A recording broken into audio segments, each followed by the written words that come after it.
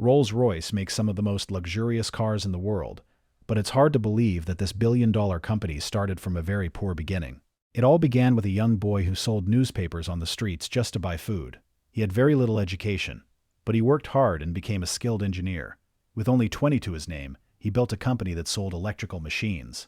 His life changed when he bought his first car. The car did not meet his high standards. He was not happy with it.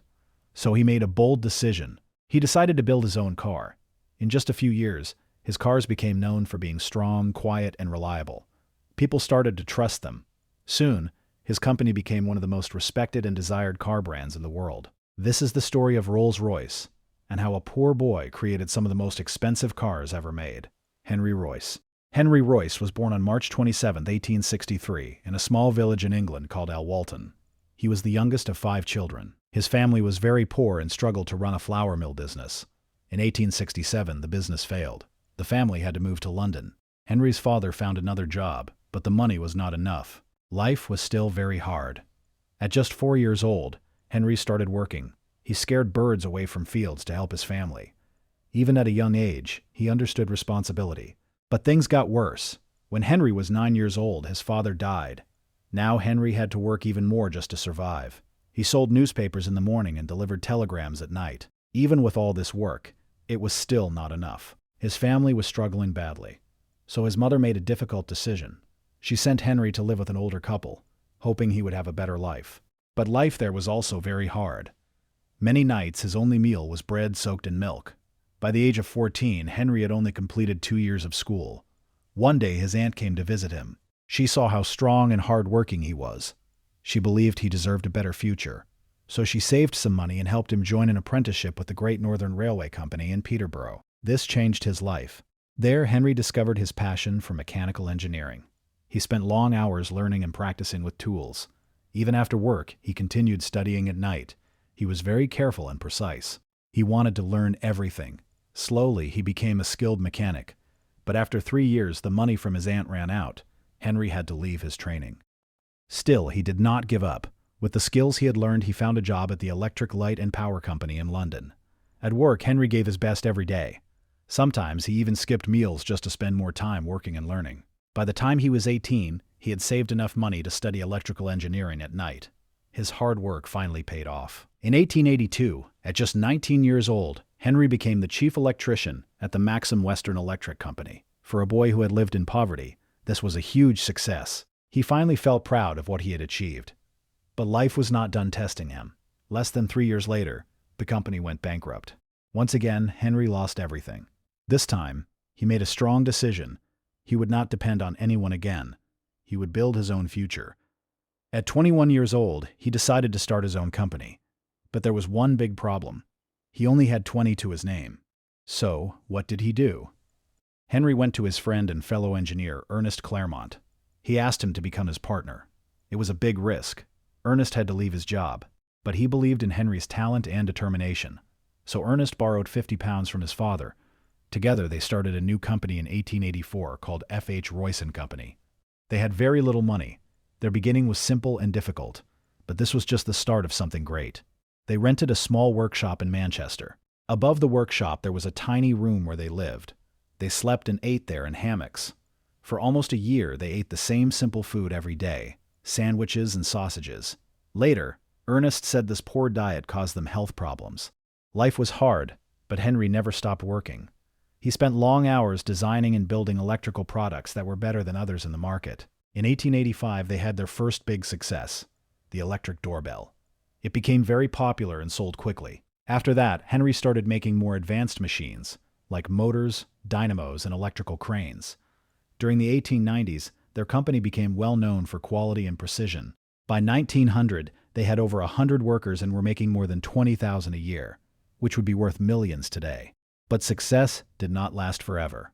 Around this time, big American companies like Westinghouse and General Electric entered the British market. Their products were cheaper, and prices began to fall. Many British companies started to struggle, including Henry's. As profits dropped, Henry became very stressed. His health started to get worse, both physically and mentally. Finally, he decided to see a doctor. The doctor gave him simple advice: get fresh air and take some rest.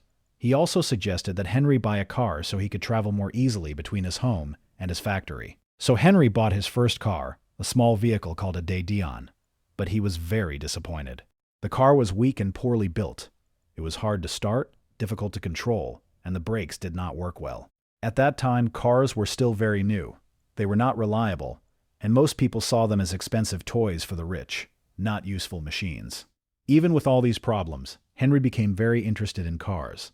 While taking a break from work, he started learning everything about how cars worked. What began as a simple suggestion from a doctor soon became a strong passion. A new idea started to grow in his mind. What if he stopped making electrical machines and started building cars instead? In the early 1900s, most people did not believe in cars. But Henry was different. He saw their future. After his break, he bought another car, a better one with 2 cylinders. But even this car was not good enough for him. It was too loud, the brakes were weak, and the engine often overheated. In fact, when he went to pick it up, the car would not even start. Henry was not happy, so he decided to fix it himself. He began improving every part of the car. Step by step, he changed the design. In the end, he had almost rebuilt the entire vehicle. The result was much better than the original car. That was the moment Henry made a big decision. Instead of fixing cars, he would build his own. He gathered a small team in his workshop and started working on his first car. He took another car apart and carefully studied every part. Then he improved each piece or replaced it with his own design. His knowledge of electrical engineering helped him create something new and advanced. Finally, in 1904, Henry finished his first car. He called it the Royce 10. It was an amazing machine. It was quieter, smoother, lighter, and more reliable than other cars at that time. Henry built 2 more cars like it. He gave one to his partner Ernest and sold the other to a man named Henry Edmunds. Edmunds loved the car. He drove it around and proudly told everyone that it was made by the best car builder in England. His word spread quickly. Soon, they reached a famous car dealer in England. His name was Charles Rolls, and he would soon change everything. Unlike Henry, Charles had a very different life. He was born into a rich family, he had money, strong connections, and many opportunities. But Charles did not want an easy life. He loved working with machines. He enjoyed getting his hands dirty, fixing engines. Because of this, his friends called him Dirty Rolls. So he studied mechanical engineering and science at Cambridge University. At 18 years old, in 1896, he traveled to France and bought his first car. It was one of the first cars ever seen in his area. People were amazed. Soon, Charles became passionate about car racing. In 1900, he took part in a long race from London to Edinburgh and won. Racing at that time was very dangerous, but Charles was not afraid. He loved the excitement. More than that, he wanted to show people what cars could really do. Still, something bothered him. Most people in Britain had to go to other countries to buy cars. There were no strong local car makers, so in 1902, Charles used his family's money and partnered with his friend Claude Johnson. Together they started a car business called C.S. Rolls & Company. They imported luxury cars from France and Belgium and sold them in England. Wealthy customers loved them. Charles was charming and smart in business. By 1903, his company was growing fast, and he opened more showrooms across the country. But he was not fully satisfied. He did not want to sell only foreign cars. He wanted a great British car.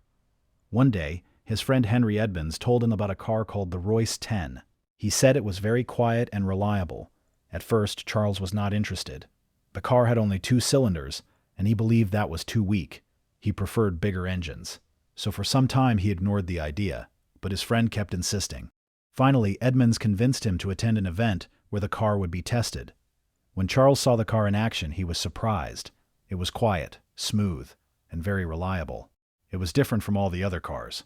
He could not ignore it anymore. Soon after, he met Henry Royce in Manchester. Henry gave him the car to test. After the drive, Charles was amazed. He loved the smooth engine and perfect design. That same night, he drove back to London and woke up his partner. He said, "I have just found the greatest engineer in the world." In December 1904, they officially became partners. Rolls-Royce was born. The 2 men were very different, but they worked perfectly together. Henry focused on building the cars, Charles focused on selling them and building the brand. Soon, they showed 4 new cars at the Paris Motor Show. The cars were expensive, but people could see their quality right away. They were quiet, smooth, and very reliable. This made them stand out from other cars. Orders started coming in quickly. They sold as many cars as they could build. To promote their cars, They entered racing events and won. These wins made their brand even more famous. But their biggest success came in 1907 with a car called the Silver Ghost. It had a powerful engine and was extremely smooth and reliable. To prove its quality, they did a simple test. They placed a glass of water on the running engine, and it did not spill. Then they did something even more impressive. The car was driven for 15,000 miles without stopping for months, except Sundays. It did not break down even once. People were shocked. One journalist called it the best car in the world. The name stayed. Soon, kings, queens, and rich people from all over the world wanted this car. By 1927, nearly 8,000 Silver Ghost cars had been built. Sadly, Charles did not live to see all this success. He also loved flying and left the company to focus on aviation. He became one of the first pilots in Britain and made over 200 flights. In 1910, he flew across the English Channel and back without stopping. It made him famous. But 1 month later, during an air show, his plane broke in the air. He crashed and died at just 33 years old. His death deeply affected the company, especially Henry. At the same time, Henry's health was getting worse. In 1911, doctors told him he had cancer and might live only a few months. But his team did not give up on him. They moved him to a quiet place and took great care of him. Slowly, Henry became stronger again. Even while sick, he kept improving his car designs. By 1912, he returned to work. Then, in 1914, World War I began. People stopped buying expensive cars. Sales dropped badly. But Henry saw an opportunity. He worked with the military to provide strong and reliable vehicles. Their cars were turned into ambulances and armored vehicles. They performed very well, even in difficult conditions. But still, the company needed something more to survive. And soon, a new opportunity would appear. At that time, the British government depended on France for aircraft engines. They wanted a strong engine made in Britain, so they asked Henry to design one, based on his earlier car work. At first, Henry said no. He thought it was too difficult. But his company was in serious trouble, so he accepted the challenge. For the next year, Henry and his team worked day and night from his home. He worked so hard that his health became weak. In 1915, they finished a powerful engine called the Rolls-Royce Eagle. The Eagle was lighter, stronger, and used less fuel than other engines. It quickly became one of the best in the world. During the war, Rolls-Royce made thousands of engines for the British Army. These engines helped their planes perform better in the air. Because of this, they played an important role in winning the World War I. Thanks to Henry's work, the company not only survived the war, but became even stronger. It also became a major name in aircraft engines. By the late 1920s, most of the company's business came from aircraft engines. At the same time, more people wanted their cars. Demand became so high that customers had to wait up to 3 years. To solve this, Rolls-Royce opened a new factory in Springfield. Thousands of cars were built there over the next years. But competition was growing. Brands like Bentley Motors, Cadillac, and Hispano-Suiza were becoming popular. Henry knew he needed something new, so he started working on a better car. In 1925, Rolls-Royce introduced the Phantom 1. It had a bigger engine, better brakes, and smoother driving. It could reach speeds of 90 miles per hour, which was very fast at that time. The car was a huge success. People now saw Rolls-Royce not just as reliable, but also as truly luxurious. Henry improved it even more and released the Phantom 2 in 1929. It was also very successful. But soon the world faced a big crisis. The Great Depression began. Many car companies failed.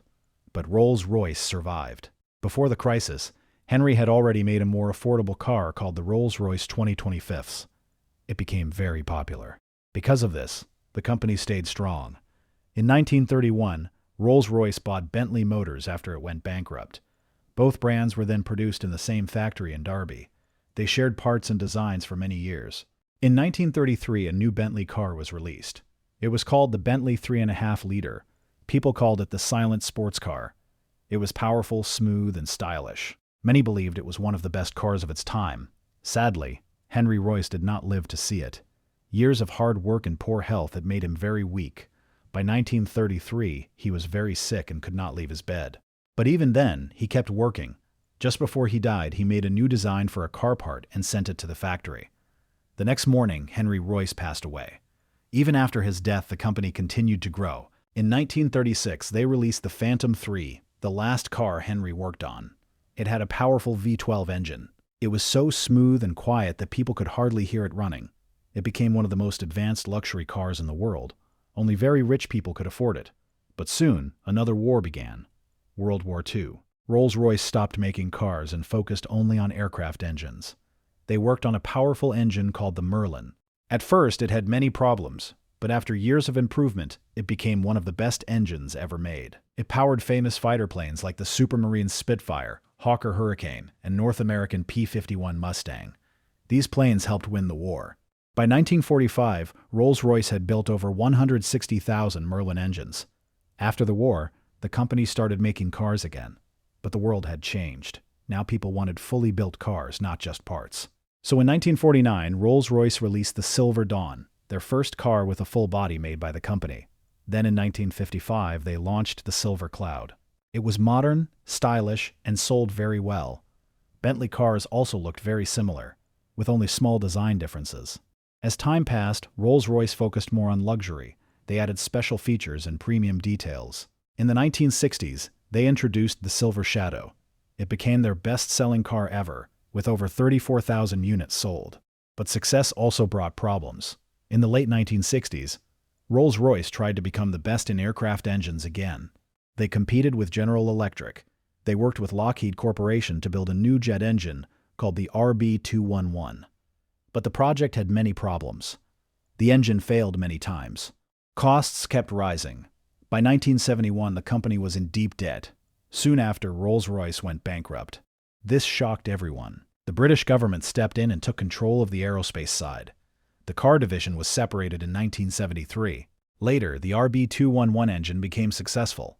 It helped Rolls-Royce become a leader in aircraft engines again. It powered major planes like the Boeing 747. Meanwhile, the car business changed owners. In 1998, it was sold to Volkswagen Group. But there was a problem. Volkswagen owned the factory and designs, but not the Rolls-Royce name. That name was owned by BMW.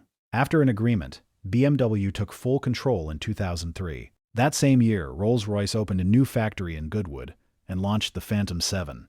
It had a powerful V12 engine and could go from 0 to 60 miles per hour in under 6 seconds. Each car could be customized in many ways. Buyers could choose colors, materials, and details. This made every car special. After this, Rolls-Royce introduced new models like the Ghost, Wraith, and Dawn. In 2018, they launched their first SUV, the Cullinan. It became very popular. In 2000, they released one of their most expensive cars ever, the LaRose Noir Droptail, costing around $30 million. Today, Rolls-Royce sells about 6,000 cars each year. At the same time, its aircraft engine business is one of the best in the world. This is the story of a poor newspaper boy who worked hard, never gave up, and built one of the most luxurious car brands in the world, Rolls-Royce.